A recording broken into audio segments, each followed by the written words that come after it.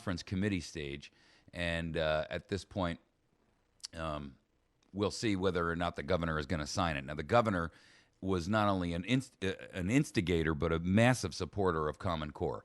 And so whether or not he'll sign this is HB 1490. And basically it returns to the local school communities and school districts full control of their curriculum.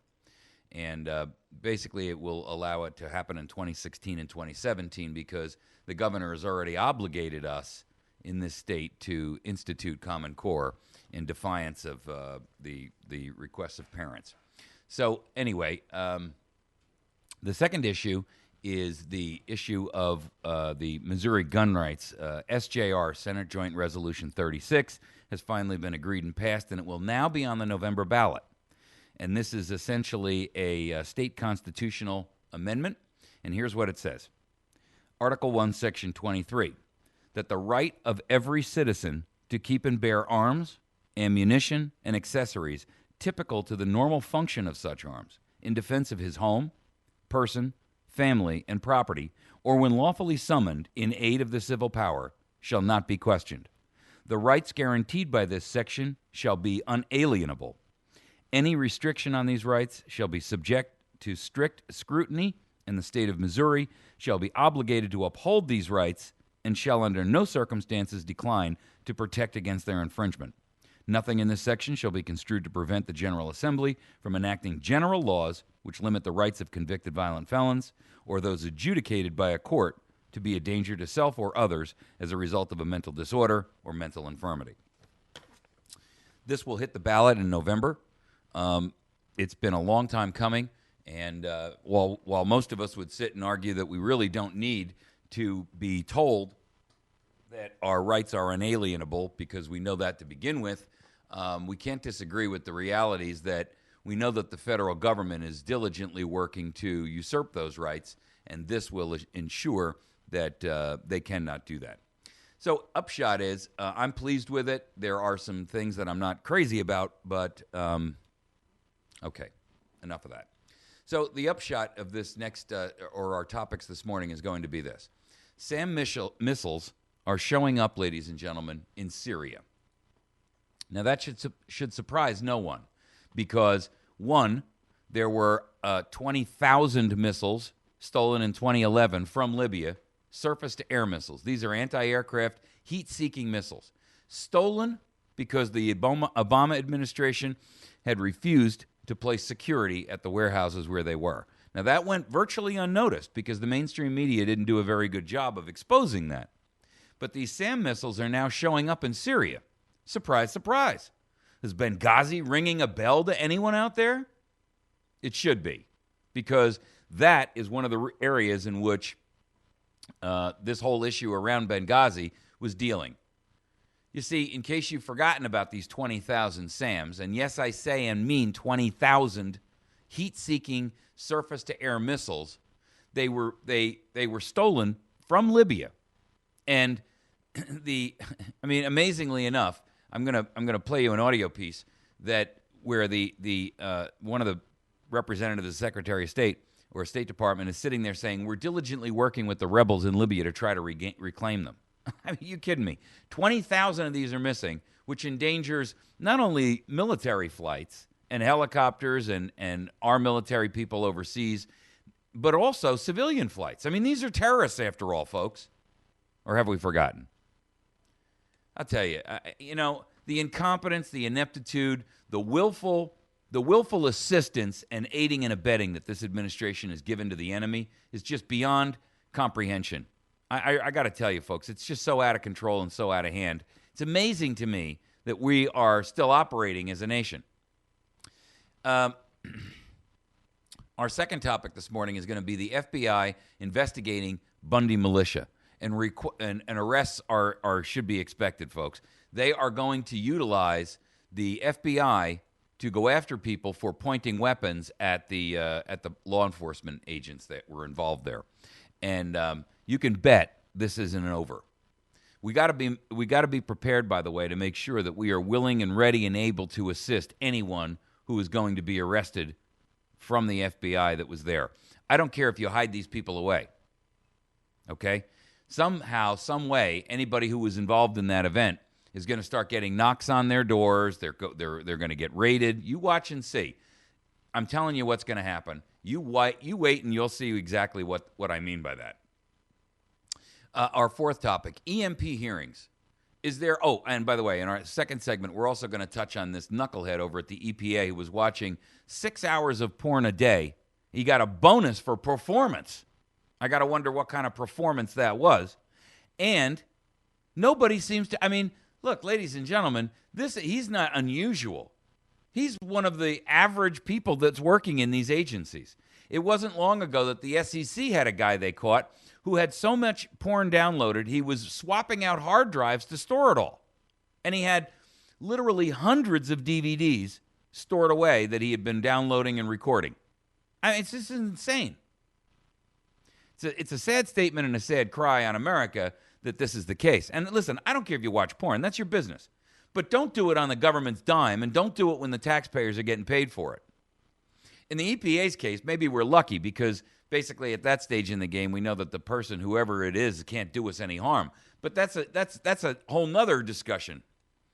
All right, our third topic is going to be the EMP hearings. There is a series of hearings that's going on out there about the EMP issue and the vulnerability of our electronic grid. But I've got to tell you, and I know I'm going to get a lot of flack about this. I know I'm going to be hearing, that I'm a doom and gloom guy and all that nonsense. But I'm beginning to see a pattern that is related to the discussion of EMP and grid and electronics and so forth and so on. And I got to tell you, it's frightening because this is the exact kind of propaganda that the Ministry of Propaganda and the mainstream media would spread to make sure that people are all aware that it can happen, so that in the event that the Ministry of Propaganda and the government brainwashing, is needed to be brought to bear, when the government needs a false flag to cover up an economic collapse that's virtually imminent, folks, then they can blame it on any of the host of actors that they've demonized. China, North Korea, Russia, anybody they want. In fact, the truth of the matter is, Iran, by the way, is another candidate for that. The truth is, even if it was to happen, that investigation would be held like every other investigation. Nobody would ever know. It would be, well, we never really figured it out. All the while achieving the penultimate goal of the massive depopulation and the decimation of literally, 100, 150, 200 million Americans? What a way to introduce Agenda 21, huh? How convenient. We're going to talk about it. I know it's a theory, and I'm not suggesting that that is a false flag that's, but I don't put anything past these people, and you shouldn't either. All right, our fourth topic this morning will be the Fed chairman. Janet Yellen came out yesterday and said she doesn't know whether or not we're a capitalist nation or an oligarchy. Now, she was asked by Bernie Sanders, and of course she obfuscated around the question. She didn't come out right. She didn't use the word oligarchy. He did. But she couldn't define it. She couldn't answer. I mean, it's insane. All right, let's get into our first topic because we're really short on time today if we want to cover all this ground. In our first topic, these SAM missiles are showing up in Syria, and they're being used by Islamic terrorist fighters and Islamic rebels. Now, look, I'm so tired of hearing that we can't identify who's who over there, and I'm so tired of hearing that we don't know who's a terrorist and who's not. You got this Boko Haram group out there has kidnapped these 300 kids. And, where is the government for that stuff? I mean, Hillary Clinton was the one who refused adamantly to label them as a terrorist group. She fought actively against naming them. So did the president. He could have overridden her, but he didn't. They were begged and they were pled with by the CIA, by Congress, by other agencies, the Department of Justice, and numerous other agencies to label and categorize the Boko Haram as a terrorist group. And she fought actively not to. Barack Obama refused to override her. 59 young boys were just killed a couple of months ago. Now they've got 300 girls between the ages of 10 and 15 or 12 and 15 who for all we know, are being raped and mutilated, and he's promised to sell them into slavery. You know who was responsible for that? Hillary Clinton. Despite pleas from everyone involved, she steadfastly refused to add them. Now, the illegal in chief says that they have a legitimate concern. What? Are you insane? What have we allowed to happen to our nation? I got to ask you, folks. Obama administration came out yesterday and said that Boko Haram has legitimate concerns. You know who their targets are? Kids going to school and Christians. That's it. Tell that to the mothers and fathers of the 59 boys who were murdered. Tell that to the mothers and fathers of the 300 girls who are currently being held by them and kidnapped, that they have a legitimate concern. Explain that to me, Barack Obama. Why? Because their kids wanted an education? Because they wanted the freedom to worship? Or their parents wanted the freedom to worship? So what are you going to do, steal their kids? Tell me that's not a terrorist act. I guess Barack Obama believes in the old slavery adage of, don't let them learn how to read or they'll demand their freedom.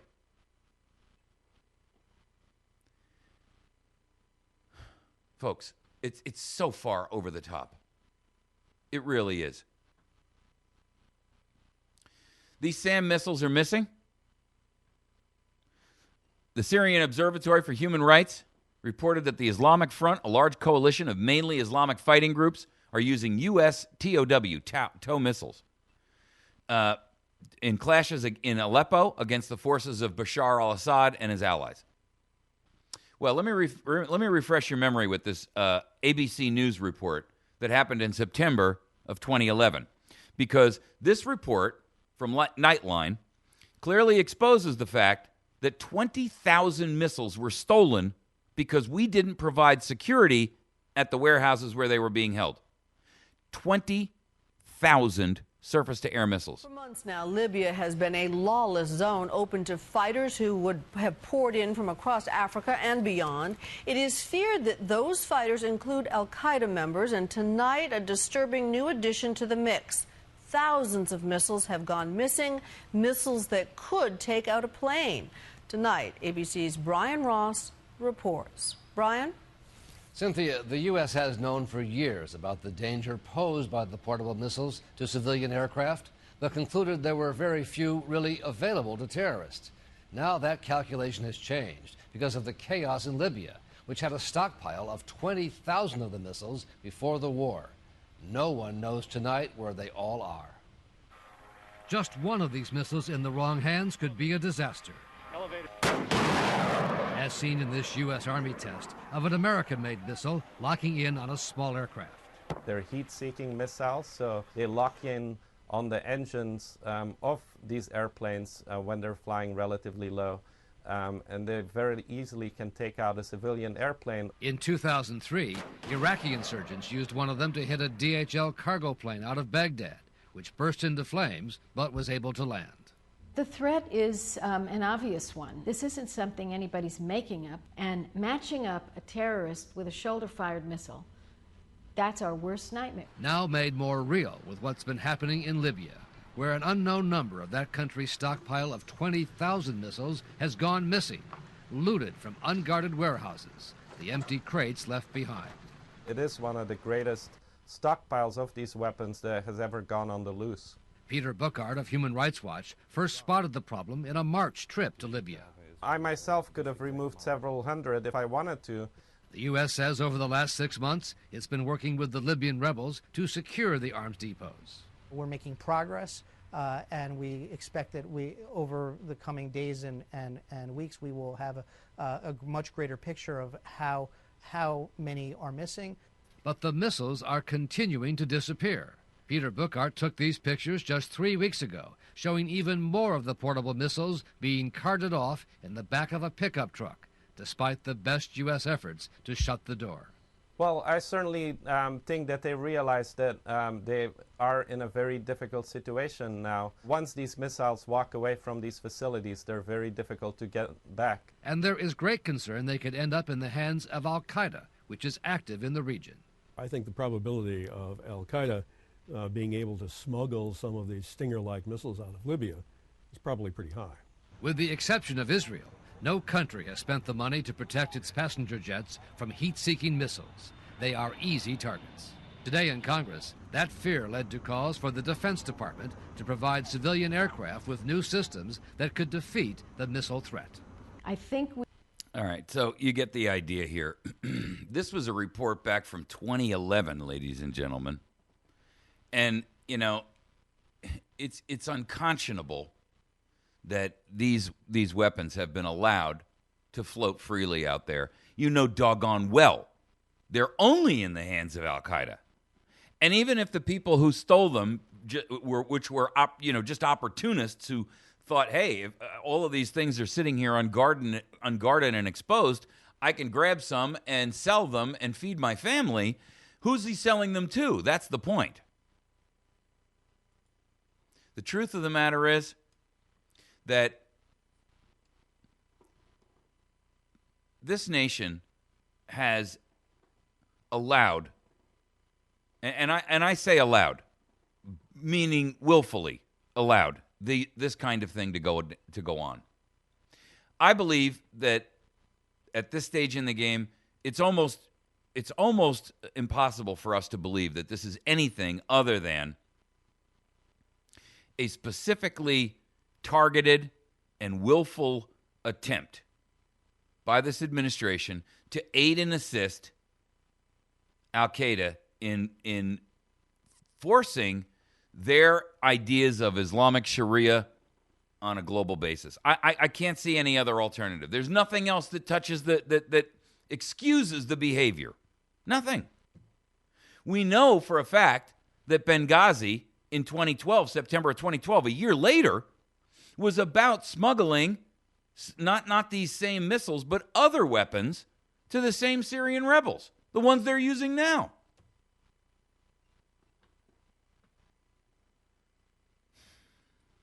I got to tell you, I mean, you know, it'll never come out because nobody's ever going to let a sitting president, be accused of treason for aiding and abetting al-Qaeda. But I got to tell you, I don't need some kind of proof to see what we've done here. I don't need some kind of confirmation from the Ministry of Propaganda to tell me what I know. And you shouldn't either. This is unconscionable. And, you know, it's not just a function of a war.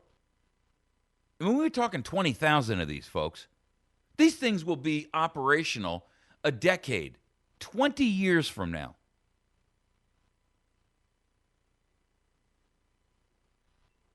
It's incredible. Absolutely incredible. All right, we're going to take a quick break. Before we go, I want to bring to your mind for you a couple of friends and sponsors of ours. Make sure that you visit these folks if there's any way that you can assist them and patronize their businesses, because these are the people that keep AVN on the air. First and foremost, you get a chance if you have an opportunity to go see our friends over at Atlas Survival Shelters. Ron is the owner over there, and these are the guys who build these massive underground shelters. These are ideal for any kind of a natural or man-made disaster. They have an opportunity to be buried on property where they can be completely isolated and hidden, and they have pretty much everything that you need in terms of self-sufficiency. It's atlassurvivalshelters.com, and you can also find their website or their Facebook page at facebook.com/Atlas Survival Shelters. Make sure that you go over there and like them. And if you can, send Ron a quick message and say, hey, we heard about you on AVN. Great product. Survival by Preparedness is a friend of mine who runs a website over there where you can buy all natural spring or grass-fed beef. And he has a lot of other products as well, including lamb and goat and some other things. So make sure that you see our friends over at Survival by Preparedness. They have also all kinds of products that are geared and designed for the preparedness individual. As well as our friends over at Battery Station. Please make sure that you visit their website, batterystation.com. These companies all ship around the country, so it doesn't make any difference where you are. Battery Station is one of the largest distributors of batteries in the nation. If you own a company or a business, if you use a lot of batteries in your own life, make sure that you give these guys a call. They're one of the largest distributors, and they ship all over the country and all over the world, frankly. They have the best prices you can find, and then they also carry a ton of other products, including all kinds of survival and preparedness gear, as well as the normal gamut of flashlights and things like that. They have a lot of ammunition and stuff like that. Give them a call at 417-257-7799. That's 417-257-7799. Visit their website at batterystation.com, or you can find them at 303 Washington Avenue in West Plains, Missouri. Last but not least, if you're interested in getting a website for your business, please visit our friends over at airbridgeweb.com. That's airbridgeweb.com. Website development, and there's a whole ton of sites that you can see in their portfolio of sites that have been developed. It's a company I have an interest in, and so if you're in need of a website for your business, by all means, give a call or take a visit over to that website. It's airbridgeweb.com. airbridgeweb.com. Okay, we're going to take a quick break. When we come back, FBI is investigating the Bundy militia folks. We're going to talk a little bit about that because I promise you that this is going to come up again. And you can bet it's not going to be good for anybody who was caught on camera over there. And then we're also going to be talking about this idiot at the EPA who was busted literally watching 6 hours a day of pornography. Unbelievable. We'll be right back. You're listening to America's Voice Now.